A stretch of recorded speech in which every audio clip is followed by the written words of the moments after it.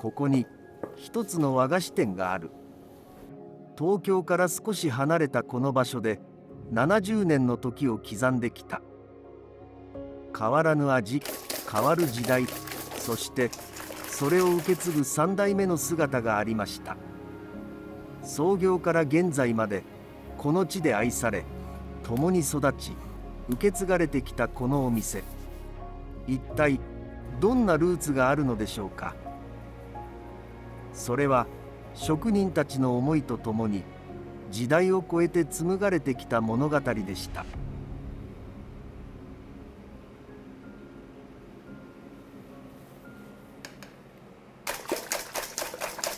飯島大輔さん、神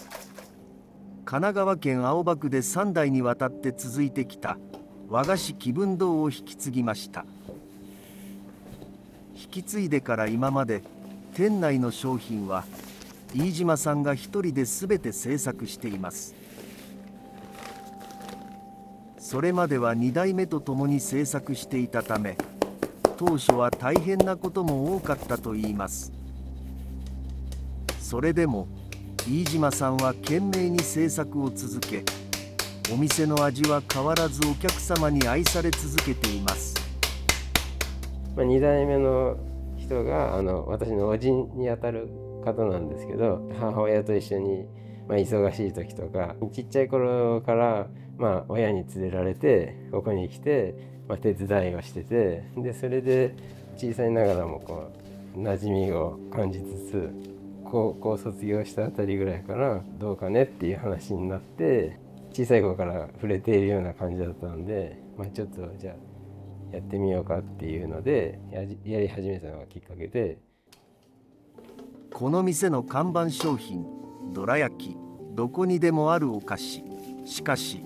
作り手が変われば味も変わる。飯島さんはこのどら焼きに新たな命を吹き込みました。どら焼きは私たちが想像するよりずっと奥の深いお菓子です。先代から受け継がれたどら焼きの作り方に飯島さんはさらに一手間を加えました。作業量は増えてしまいますが、徹底的に味にこだわり、飯島さんでしか出せない味を追求したのです。高校を卒業して、東京の方の専門学校に2年行って、それが終わったらすぐここのお店に入ってもよかったんですけども、やっぱり他のお店も経験して、こういうものをやってるんだなっていうのを感じたので、ここのお店に入ったら多分今のどら焼きも作れてないと思うんですけど、ここからどら焼きの核となるあんこの製作、焦がさないようじっくりと適切な調整が必要な工程です。あんこはすべて自家製。ここに飯島さんならではの技が光ります。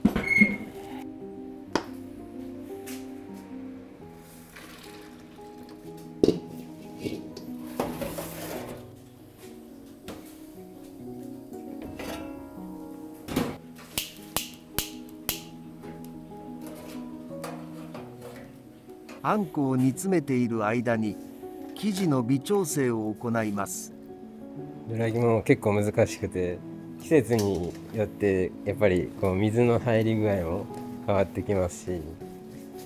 季節とか気温とか湿度とかによって必要なのは長年の経験で培われた感覚。微細な環境の変化を手先と視覚のみで捉えます。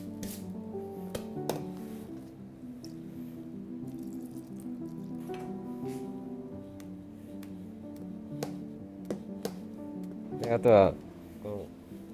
さじですくった時のこの感覚で、硬いかな柔らかいかな、硬ければ水入れるし、柔らかくしちゃったら戻すことできないんで難しいところですよね。適切な温度に熱した鉄板にごま油をひき、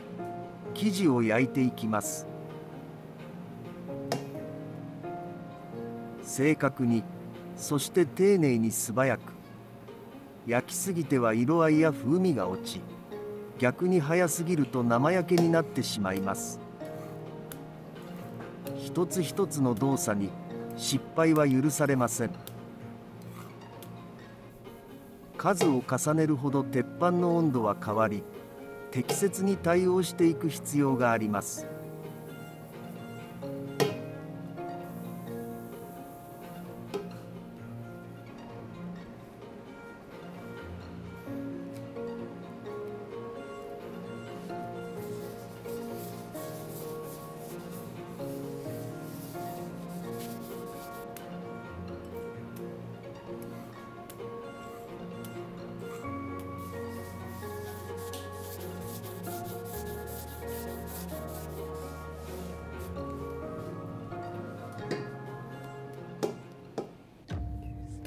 上菓子、四季の美しさを映し出す繊細な和菓子です。これは練り切りと呼ばれ、職人の技によって一つ一つ丁寧に作られます。その季節ならではの色や形を表現し、見た目の美しさと口に広がる上品な甘さが調和します。気温や湿度を見極めながら生地の配合を微調整し、その日最もふさわしい仕上がりを追求する。細やかな手仕事の積み重ねが一口の感動を呼び起こします。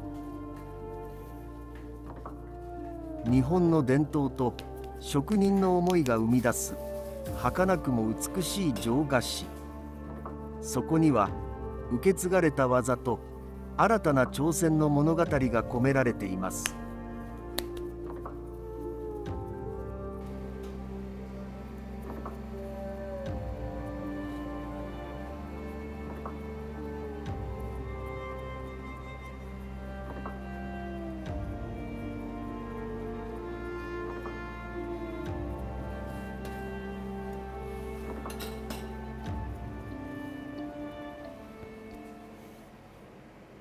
一つ一つ丁寧に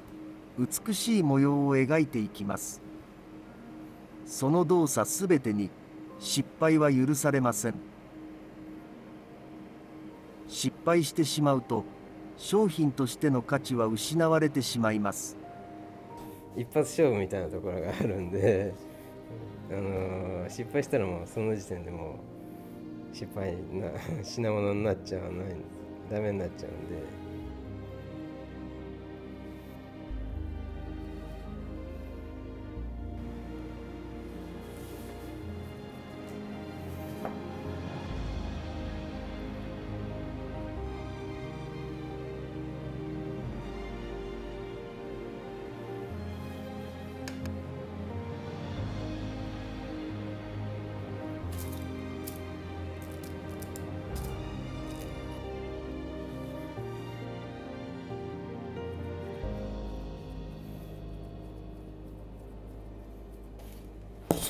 シンプルな動作の中にも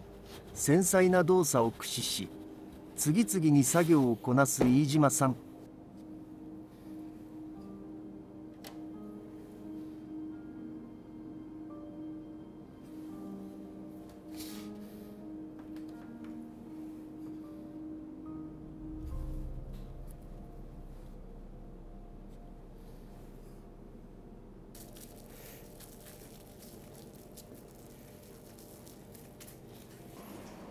煮詰めていたあんこが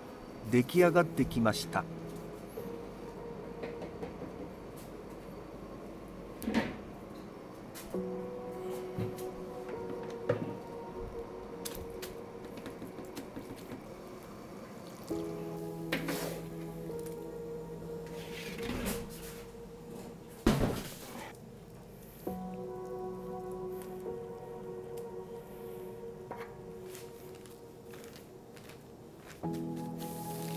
1日ぐらい置いとくと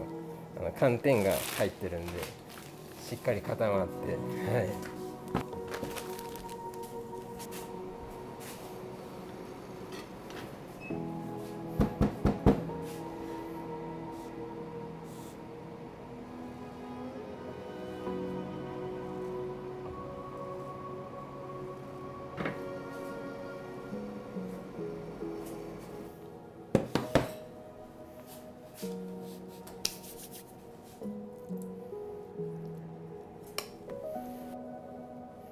自分の体が動く限りは続けていっているような感じで、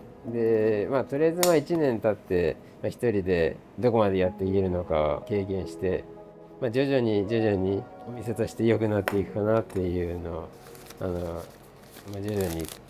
考えながら、地域ばかりじゃなくいろんなお客さんに発信できるようにやっていければいいかなと思ってます。